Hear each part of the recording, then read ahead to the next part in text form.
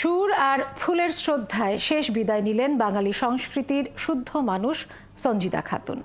সকাল পেরিয়ে ছায়ানট ভবন আর দুপুর পেরিয়ে শহীদ মিনার ভক্ত স্বজন আর সংস্কৃতিজনের ভালোবাসাই তার প্রতি অর্ঘ্য হয়ে রইল।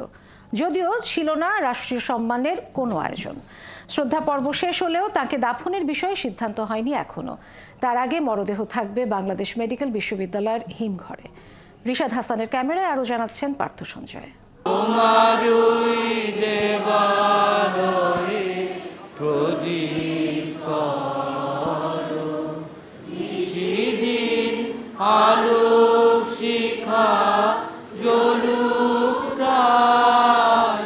ভালোবাসা আর সুরের চেয়ে বড় কোনো অর্ঘ্য হয় কি?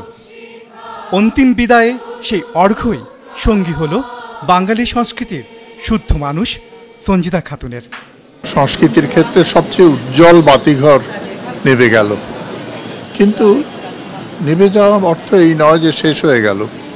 তিনি হৃদয়ের আলো দিয়ে যে অজস্র প্রাণে আলো জ্বেলেছিলেন, সেটা তো ছড়িয়ে পড়ছে ক্রমশ, আমরা দেখছি।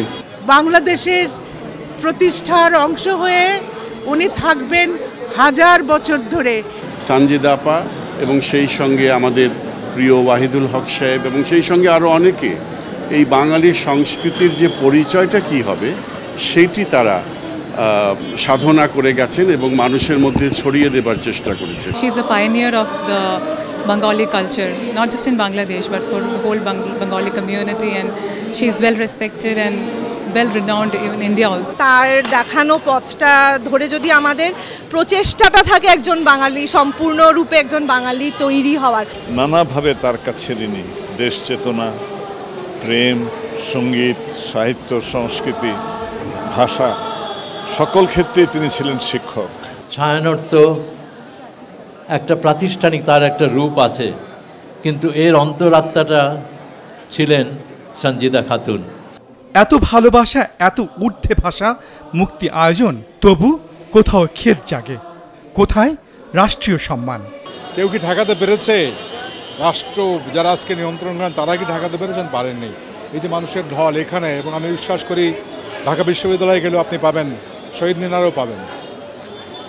এরা আমাদের প্রতিকৃতি, এটা আমাদের বাতিঘর। তবে শহীদ মিনারে সে উত্তরটি দিলেন তার ছেলে পার্থ তানভীর নভেদ। আলাদা স্বীকৃতির পেছনে কখনো ছোটেননি, স্বীকৃতি বরঞ্চ পরিহার করেছেন। আমরাও মনে করি ওইভাবেই ওনাকে যেতে দেওয়া ভালো।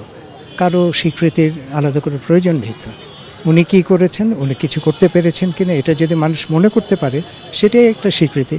সেটা ঘটা করে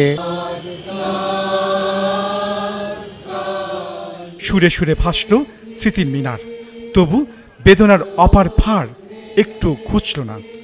2011-তে মা মারা গেল, তারপরে তো নানুর সাথে আরো ক্লোজ হয়ে গেলাম। বন্ধু চলে গেল, একটা বেস্ট ফ্রেন্ড ছিল। আছে মৃত্যু, আছে দুঃখ, তবু শান্তি, তবু আনন্দ। তবু শান্তি, তবু আনন্দ, তবু অনন্ত